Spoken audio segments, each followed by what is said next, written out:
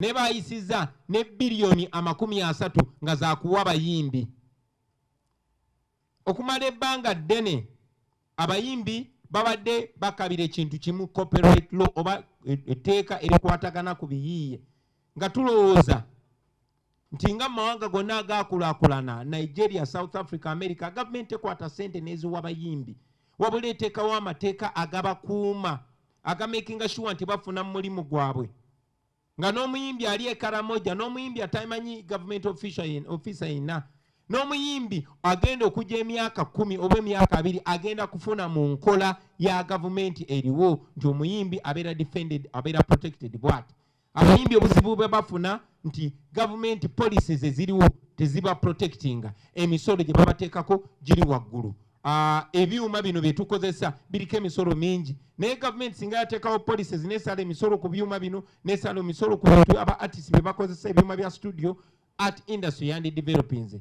Naye kubanga Museveni ye akkiririza mu kugulirira, afunamu abayimbi batono n'abayita abawe ssente, first of all bazirye babeere n'omusango gwa corruption nga tebasobola kukwasamya kamwake kwogera ku kikyamu. Bwati bwe yakoze, maze ebbanga nga nsaba bayimbi bannange obutabeera babbeega, obutabeera basabiriza, wabula bateekebwawo amateeka agabafuula nabo boosi bo n'abaana baabwe n'abazzukulu.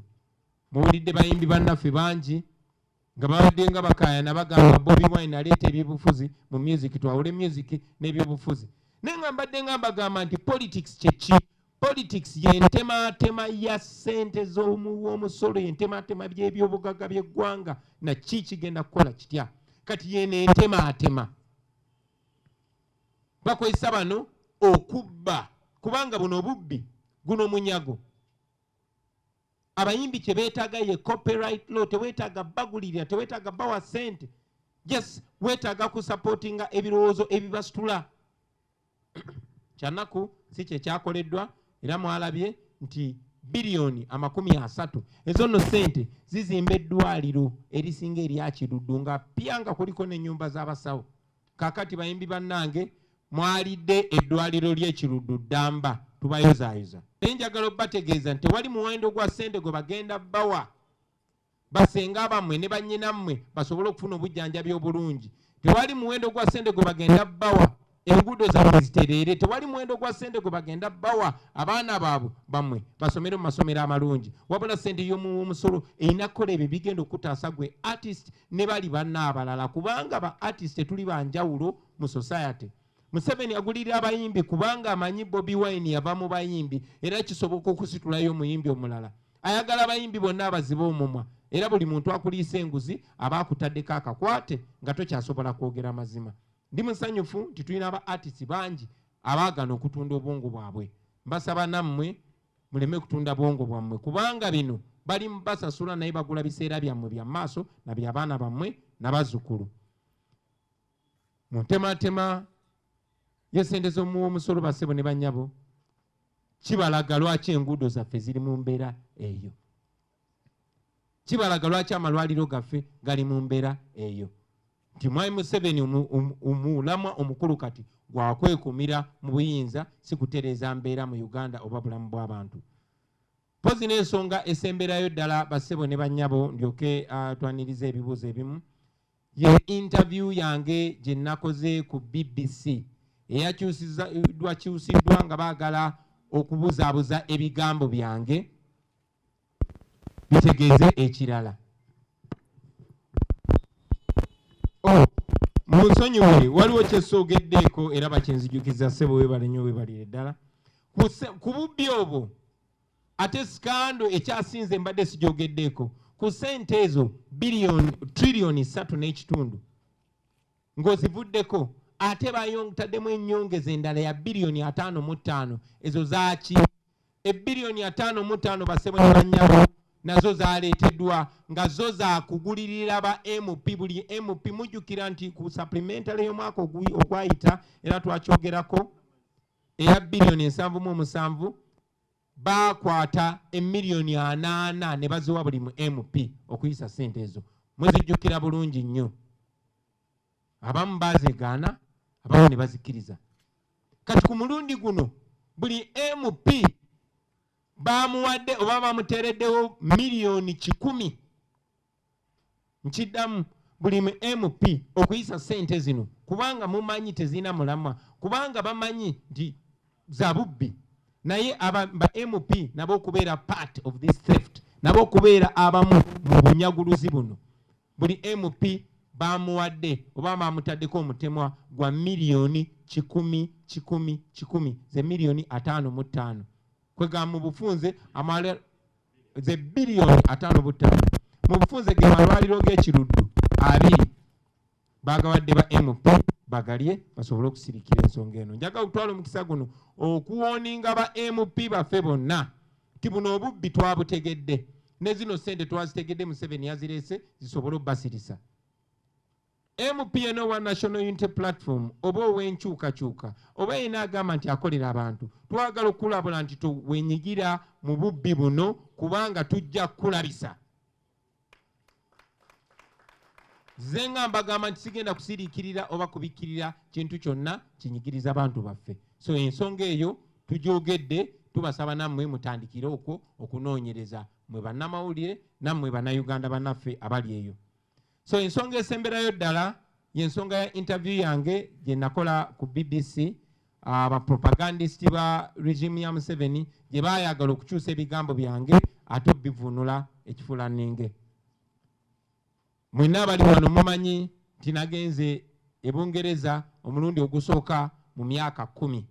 Mu mwaka gwa 2013 nateekebwako natti n'emperebwa obutaddamu kuyingira mu ggwanga lya Bungereza n'amawanga amalala gonna olw'akayimba ke nayimba akayimba ako nga kagamba nti nno abali b'ebisiyaga bonna bakwatibwe bakumweko omuliro battibwe. Oluvannyuma lw'ebbanga eryo era bayogereza ekibuuzo ekyo ne bagamba nti ssebo ekyakugobesa mu ggwanga bangobayo emyaka 10 maze emyaka 10 nga singira Bungereza era kyanneetaagisa kugenda mu kooti nenfuna looya njagala okwebaza abalooya bange ab'Ebungereza n'abaali bakwatagana nabo wano namala genda mu kooti ne balyoka bajjawo natti eyo naye era bambuuza ekibuuzo ku BBC ne mbagamba we grow and transform abantu tukula. Bwe nayimbira oluyimba olwo olungamba babatte bonna bonna nali muvubuka muto nga n'omusayi gwange gukya running very fast naye okukyuka okwantukako nti ng'omukulembeze kati kyasobola gamba nti abo mubattirewo. Lwaki? Kubanga omukulembeze ndi mukulembeze w'abantu bonna benzikiriziganya nabo ne besikkiriziganya nabo era ng'omukulembeze ne mbagamba tukula ne transforming. So ndi proud si luma mu bigambo byange ne kati wano nga tuli waka nsobola okibagamba bulungi nnyo nti ng'omukulembeze tusobola kubeera president n'ogamba kaakati abo mubakwate mubakomeko omuliro.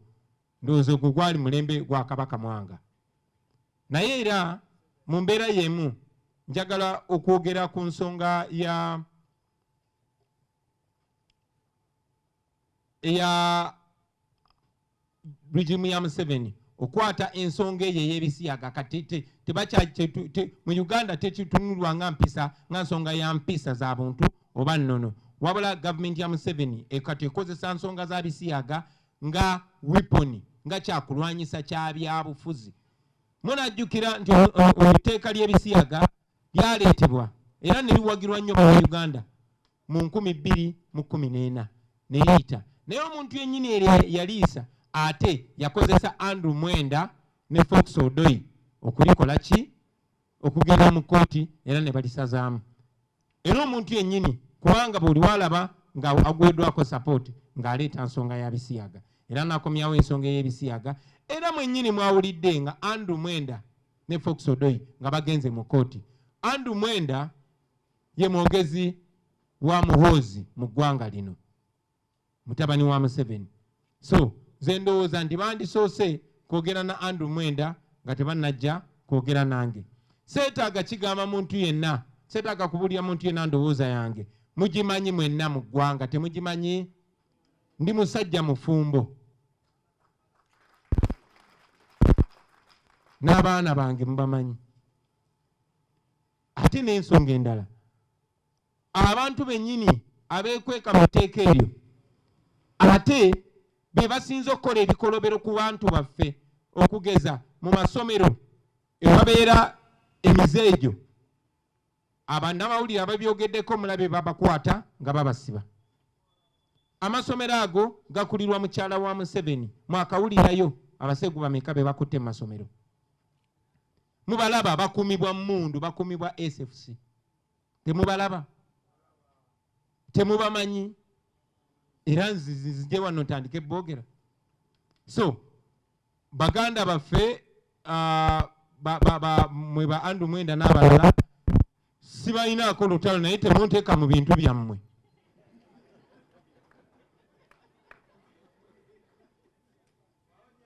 Simanyi oba ensonga eyo saagala nnyo girwako naye mbadde nyina okimekinga kiriya basebo ne bannyabo. Of course waliwo n'abalala bangi Museveni bakozesa nga ye chance okubuukira ensonga eyo. Nalabye ne bannaffe betulowooza nti tuli mu lutalo lwakulwanyisa nakyemalira naye nga bangu nnyo okubuukira ensonga ng'ezo. Naye sinabawulira bwe bavaayo kuvumirira bikolobero bituusibwa ku bantu baffe nga waliyo n'abaana abalenzi abakwatibwa abawambibwa ku CMI. Waliyo omusajja gwe baatulipootingira gwe bayita Isa asiyaga abalenzi ng'ekibonerezo bakikozesa nga tocha. Mujjukira njagala mugende mulabe ka documentary ke bayita A Silent Genocide kye baakola mu Northern Uganda nga bakwata abasajja ne babali ebisiyaga maaso g'abaana baabwe maaso g'abakyala baabwe. Regimu ya Museveni kati ne kati bakikola mu CMI n'ebirala bwe bityo. So Mwami Museveni alekerawo okwewugusa ate n'abantu be balekerawo okwewugusa. Simanyi oba ine ensonga njirweko naye sirowooza nti nyina n'ogirwako basebo ne bannyabo. Ensonga muzimanyi, mumanyi bulungi endowooza yange, mumanyi bulungi endowooza yaffe, naye ebyo byonna birina okuggwawo nga buli Munnayuganda afunye eddembe lye n'aba confident nga tosobola mukozesa kyatayagadde, nga tosobola munyigiriza, nga tosobola munyoola nsingo. Beni afuba nnyo okuteekawo diversion, n'aleetawo zi diversion z'ebisiyaga, n'aleetawo ki kubabba ate kigenda kulekeraawo. Era ndabye ne bannamawulire baffe abamu ndabye Beka nga buuza ebibuuzo alinga afuba okuntwikinga okunteeka mu situation mubuuze kino tulabe kyaddamu. Nga basiwa bangere kye baagala kuwulira naawe sijja kuwulira kikuwa kyoyagala kuwulira ssebo. Nze nja kwanukula bigambo byange nga nze. Ebyammwe temunteeka mu bintu byammwe. Okay? I've said it many times that this law was brought targeting the opposition. Agenda kwogera kimuleke bayogera kino abazungu baba mufuna bayogera kino wakaba muswadde siri mudongo. So it is very important for you to know that you cannot trick us using that law because it was brought to trick us. We are smarter than that.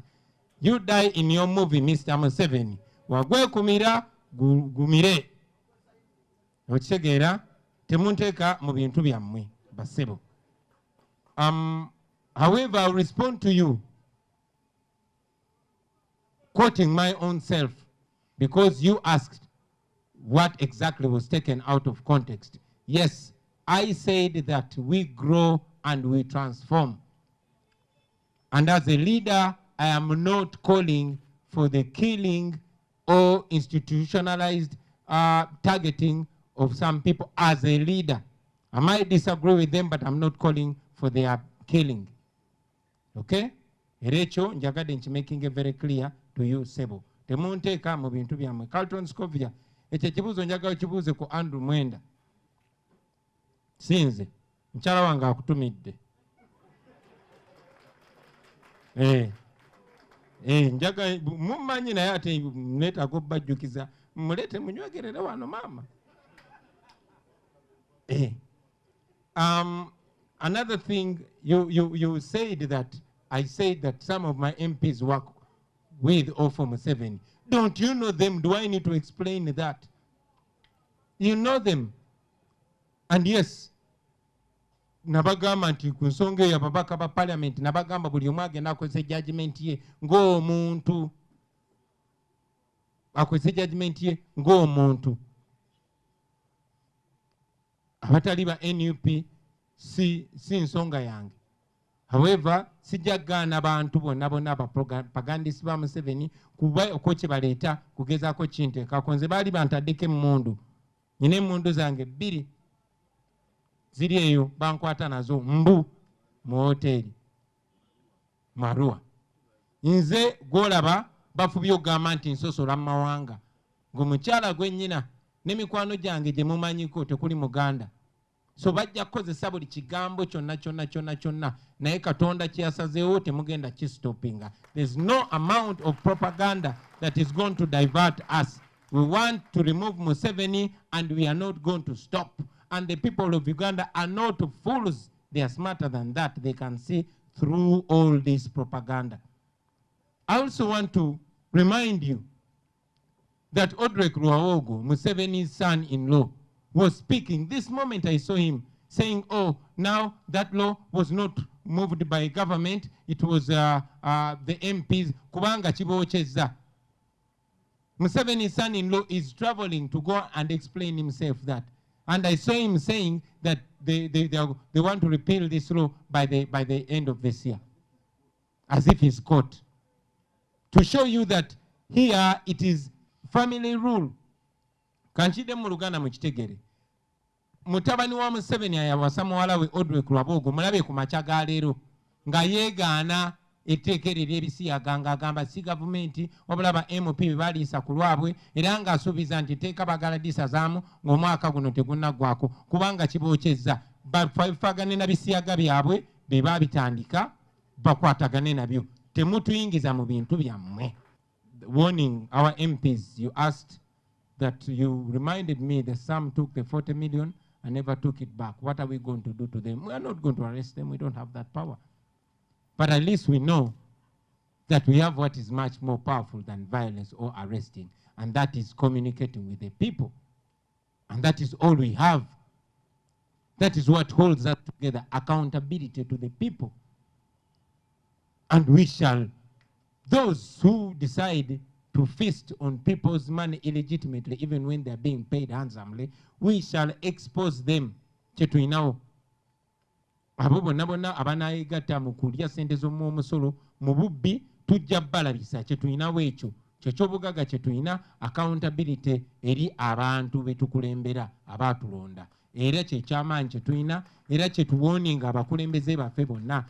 Honorable Mwanga Kivumbi yakyogeddeko bulungi. Tetugenda bugenzi kikola twatandise dda nga tubasaba mwenna first of all mugule amaaso manye nti zino ssente zammwe. Ekyokubiri, aba artisti muyinza okuba temubalinaako control kusibwasibwe temulina muntu gwe mwalonda afuuke sita.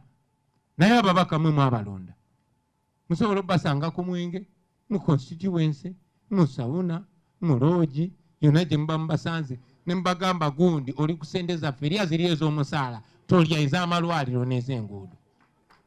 Ekyo musobola okyogera bulungi nnyo bassebo ne bannyabo. And finally,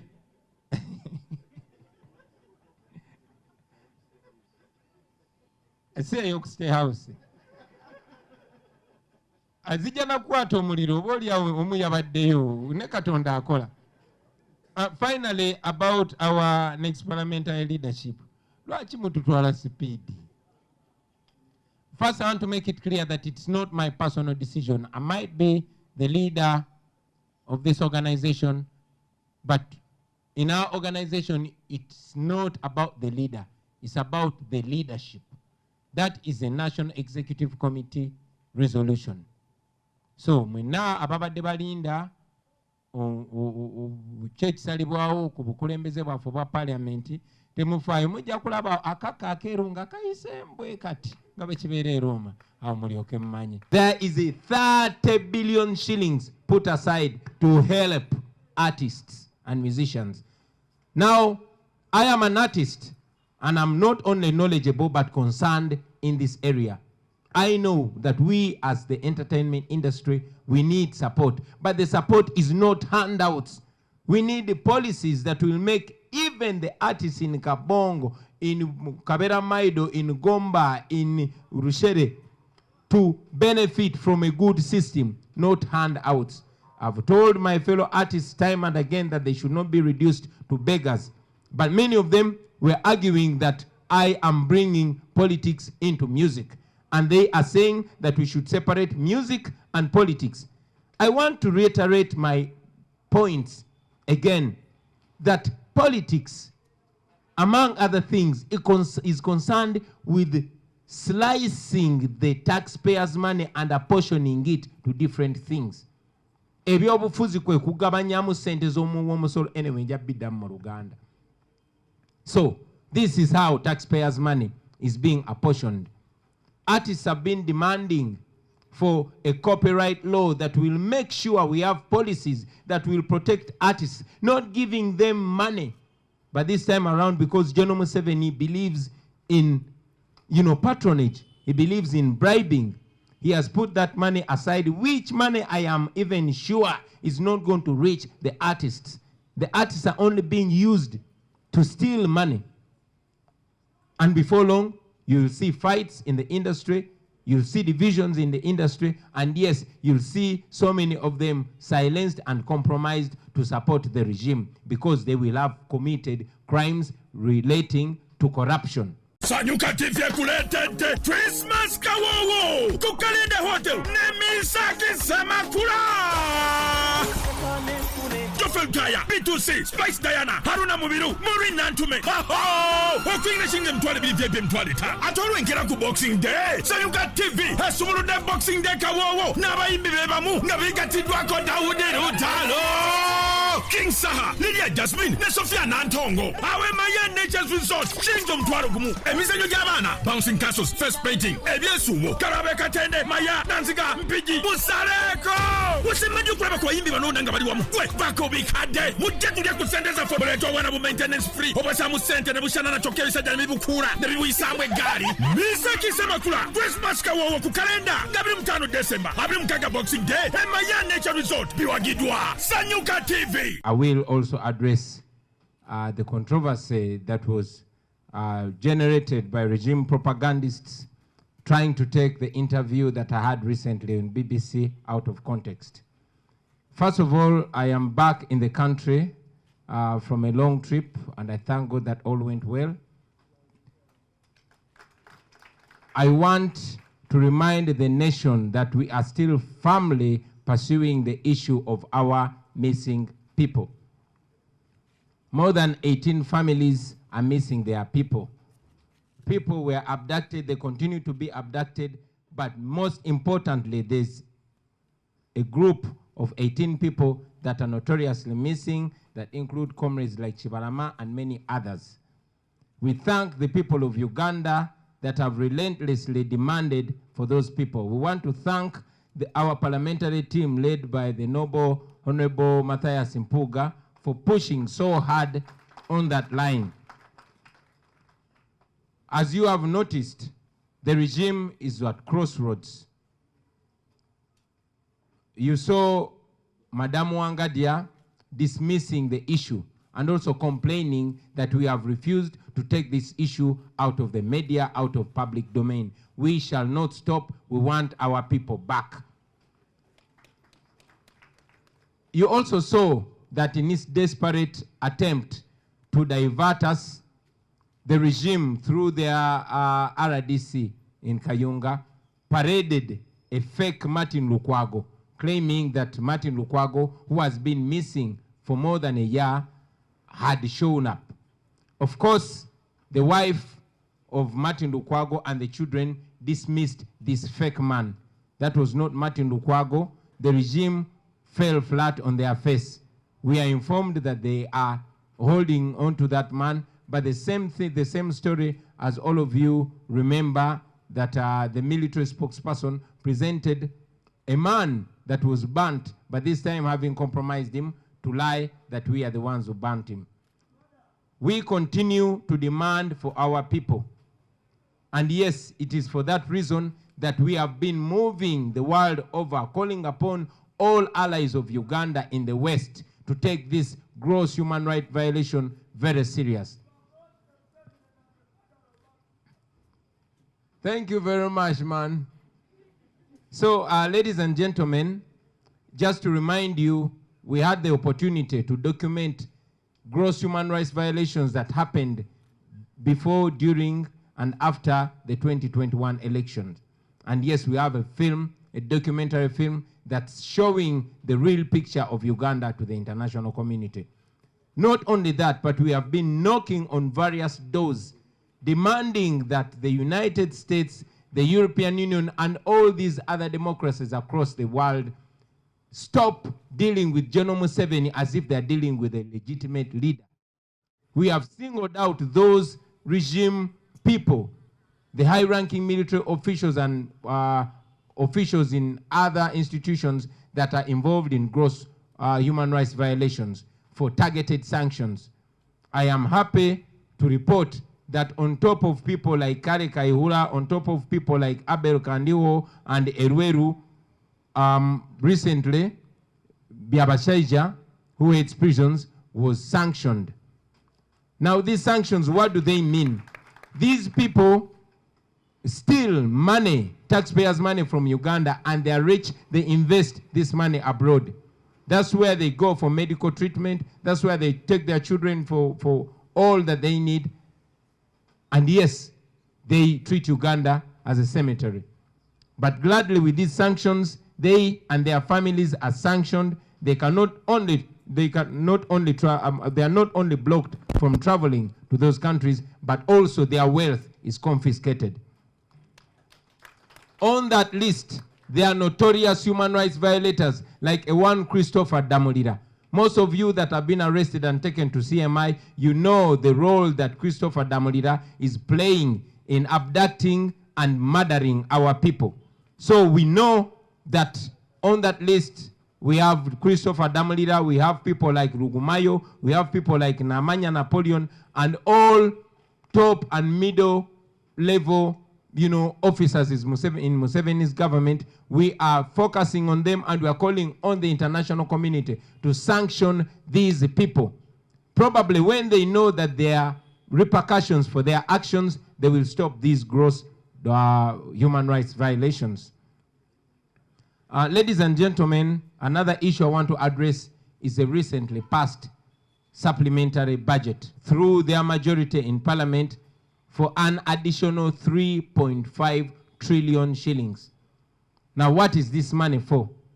This money is going to be spent on laughable things, among which are 2.7 billion for supervising the Ghost Lubowa Hospital project.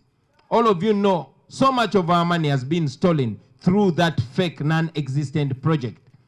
But as if that's not enough, there has been 2.7 million given to supervise that project that you all know does not exist. There is 45 billion shillings put aside to buy a banana peeling machine. Akuma akawata amatoke. 45 billion shillings. Now, that is not the problem. The problem is here.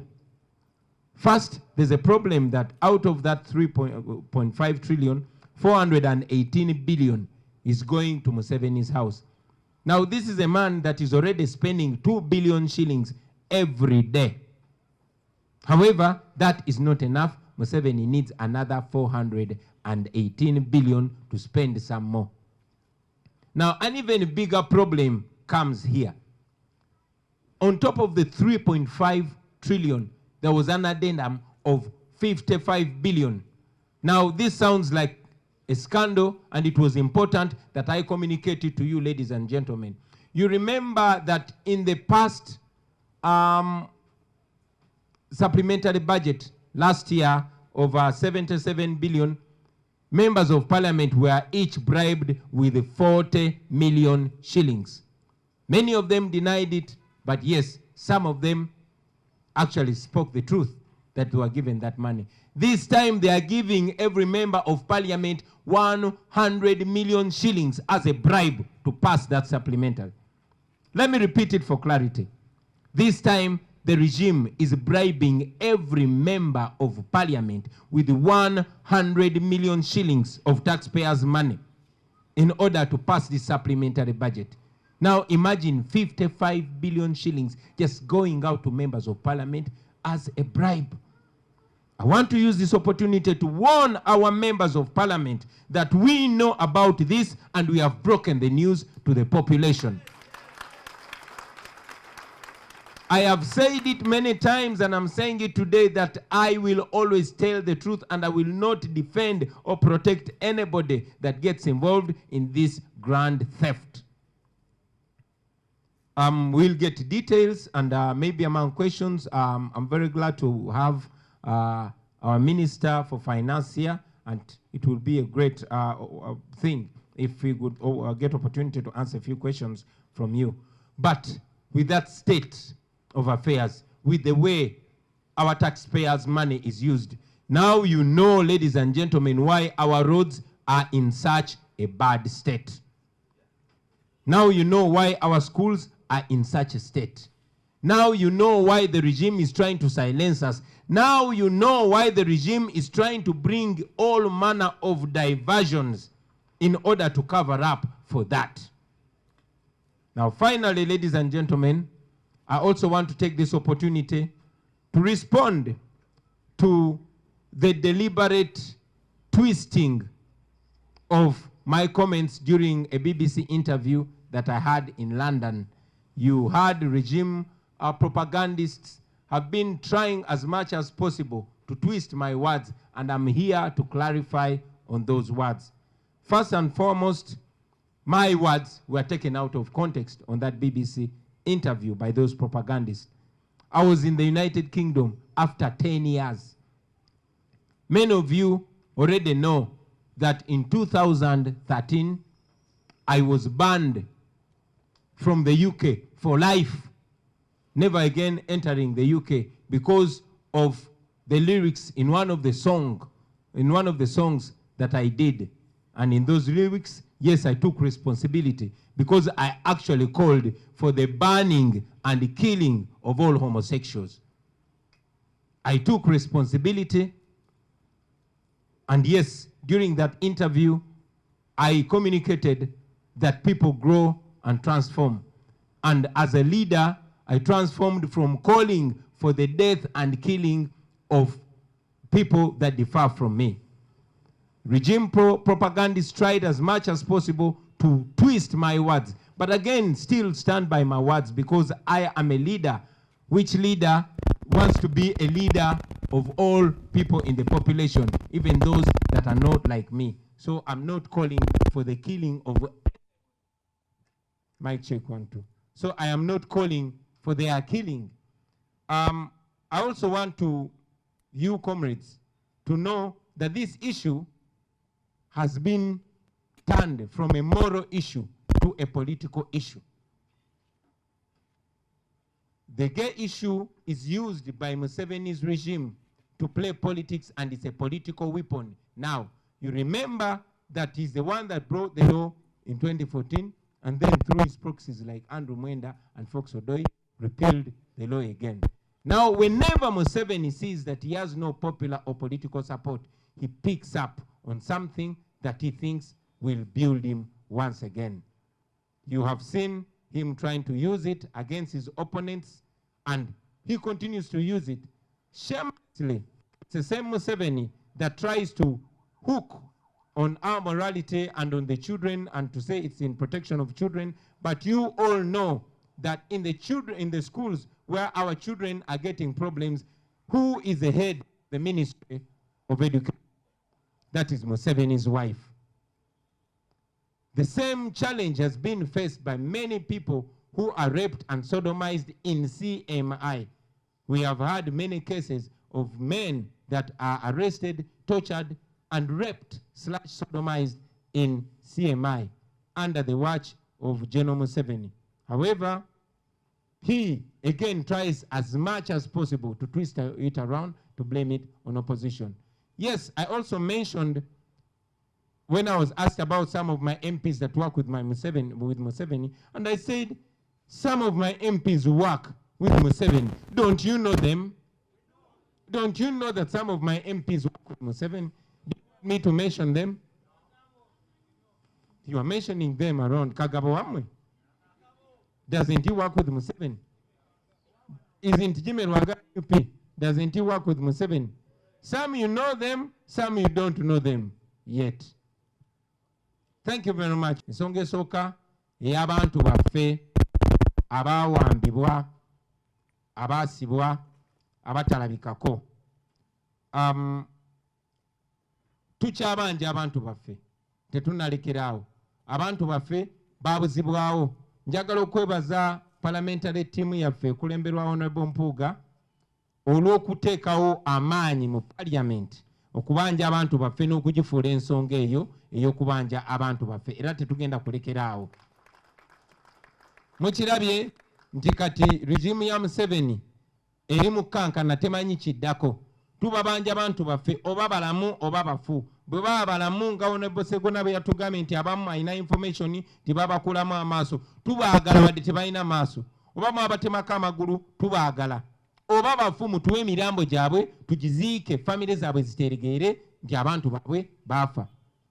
Ekyo muzze mulaba nti ne mukyala wa Ngadi alina okuba nti yakulira akakiiko k'eddembe ly'obuntu, ate naye akomplaininga nti ensonga y'abantu abaabuzibwawo tugiremeza mu ddiro. Ensonga eno tegenda kuva mu ddiro okuggyako nga mutuwadde abantu baffe oba balamu oba bafu. Baba bafu mutuwe emirambo gyabwe. Era nabo omuliro baguwulira basebo ne bannyabo. Y'ensonga lwaki batandise n'okuleetayo abantu ab'ebiwaani. Mwalabye nti baleese omusajja gwe bayita nti Martin Lukwago. Ne bagamba omuntu wa NUP gwe bagamba nti yabuzibwawo wuuno. Omusajja naye najja n'agamba nze Martin Lukwago. Paka mukyala wa Martin Lukwago yennyini bwe yavuddeyo n'agamba nti ono si bba wange, bba wange mumanyi.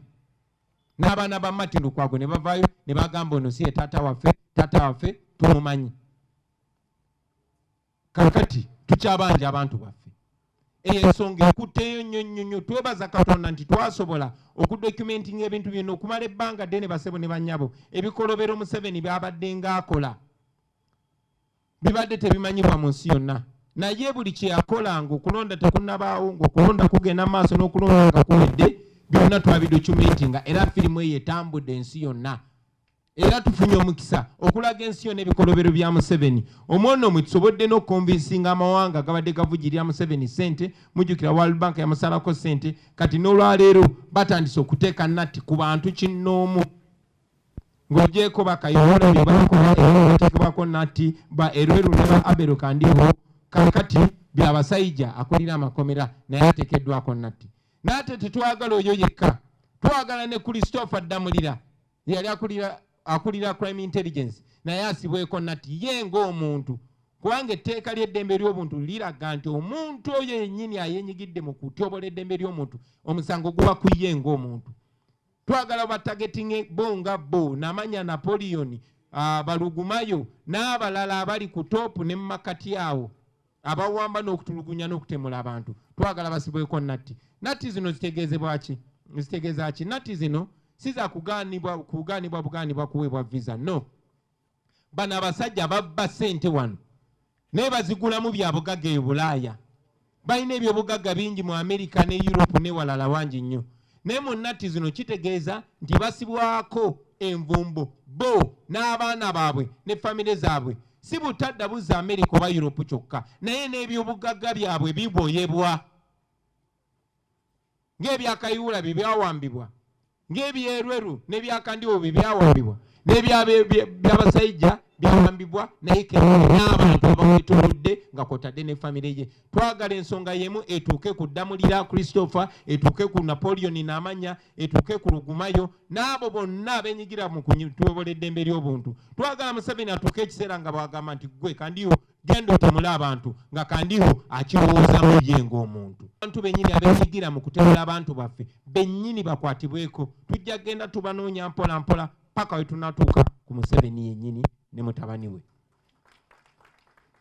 Ensonga nga ngimaze bassebo ne bannyabo, njagala okwogera ku nsonga ya supplementary budget owa budget empya ey'ennyongereza mu parliament nga Museveni yeeyambisa ennamba ze z'ayina ez'ababaka.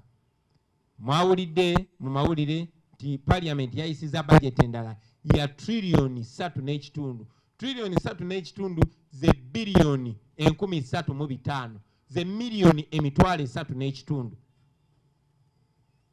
Ezo sente zayisibwa okola ku nsonga Museveni yagambye nti nkulu nnyo mwezi ensonga nga mwemuli billion 2 mu million 7 ezo nga za kugenda kulambula ku project ey'eddwaliro etatandikanga etaliyo